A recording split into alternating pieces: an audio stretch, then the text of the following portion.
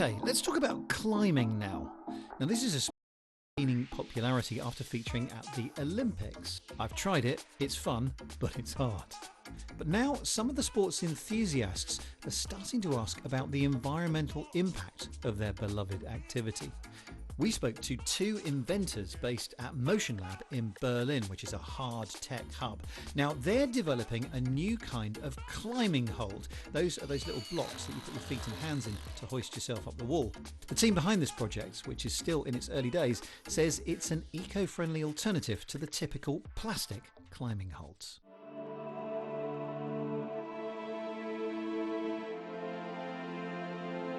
Climbers are the ones who are really trying to protect the environment. We care for nature. We want to bring sustainable alternatives for the climbing industry because it's a community that actually cares about the environment.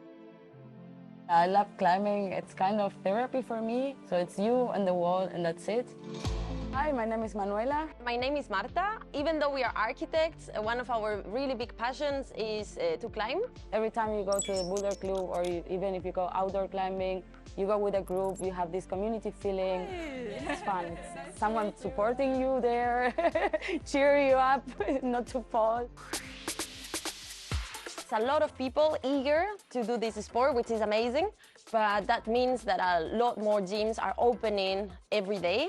Most of the equipment, it's relying on plastics, and this leads to a massive consumption of climbing holds, which means there is a massive amount of plastic waste.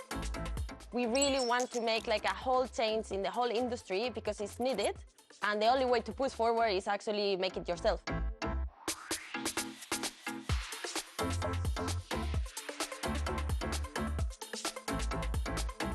We're using mycelium, that is actually the root of mushrooms, to develop a new material. Mycelium in rye, and it's gonna be the food that we are gonna put into our substrate. Our secret recipe at the moment. And this is how it looks like once the mycelium has grown inside. So the way we get mushrooms into climbing holds, the whole process basically starts with taking a sample of the mushroom we want to use. We grow that in a special preparation called agar, where you let the mycelium of this mushroom grow. Then you transfer this to a first substrate that is a kind of food for the mushroom.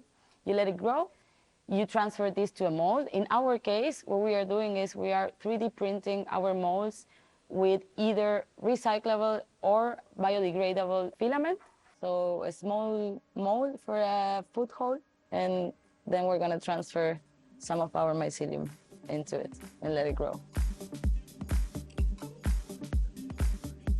So we will put this in our growing tent for 5 days, and the mycelium will grow inside, and then we will have a material that it will start looking like this. You see here all the substrate is combined together with the mycelium, which is the white part, and I will show you the next step, which is after letting it grow, we will heat it up, and the material will turn into something like this, and you can see here, now it's strong, it's hard, compared to how it was before. So now we are gonna drill some holes, so we are gonna be able to put this into the wall afterwards. Once you dry it out, there's no problem with it. In the beginning, people were a bit skeptical about this application for the material, so that's where we come in and try to push it and show that if you have a better recipe, you can make it stronger, and then if you have a proper coating or another material to combine it with, then you can have actually a really strong material that could be applied for the climbing holds. It's not about bringing just a product, it's also making a statement that we need to do something better for the environment. And right now we have a product which is 98% made out of mycelium, which is completely bio-based and can be recyclable. We are almost there to be perfect, so yeah, stay tuned because they will come out soon.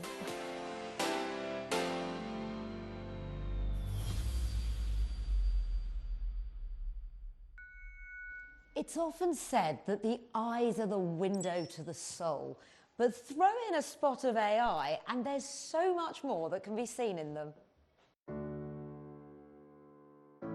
An estimated 20 million eye tests take place in the UK every year, vital for getting the right specs, but these increasingly available retinal scans could one day delve deeper into your health too. They can already identify signs of conditions that can lead to blindness. But now, research at UCL Institute of Ophthalmology and Moorfields Eye Hospital is investigating whether AI might help us pick up other diseases this way too. And it's created a whole new potential field of diagnostics with its own name. Oculomics.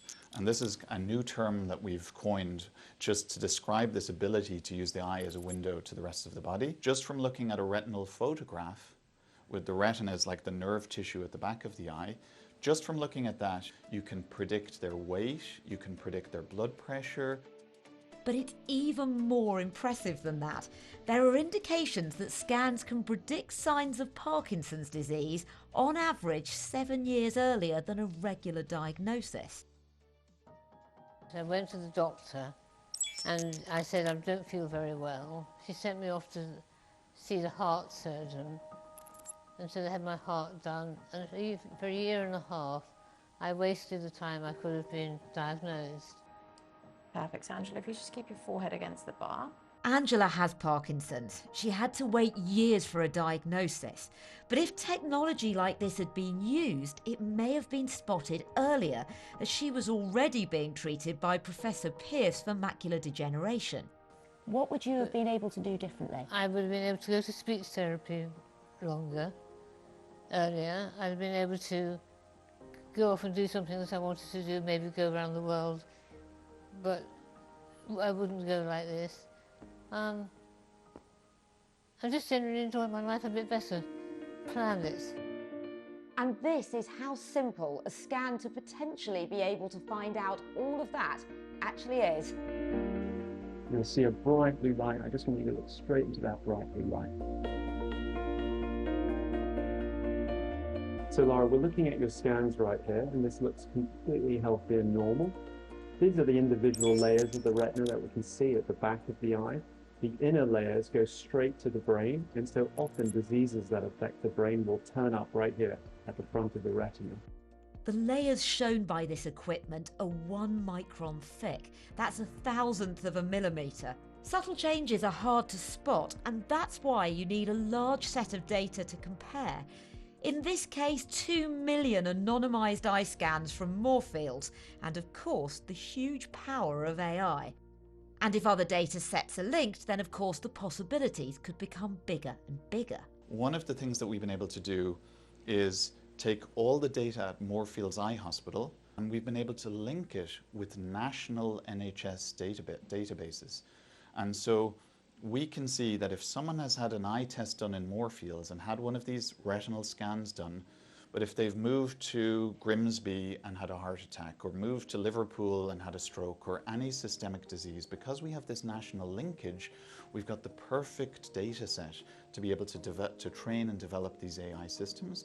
If we can begin to pick up systemic diseases like this when you go to an eye test, that has massive implications for screening and prediction of disease. The team's now conducting further trials to see whether oculomics and the power of AI can predict strokes, heart attacks, inflammatory bowel disease, lung problems and more. How do you feel about AI? I feel it's the way forward, and we'd be very stupid to ignore it. I know it's got some bad press, but most of it is good press. And in a way, if it helps you get a diagnosis earlier and get the right treatment and make you sort of better, what's to not like?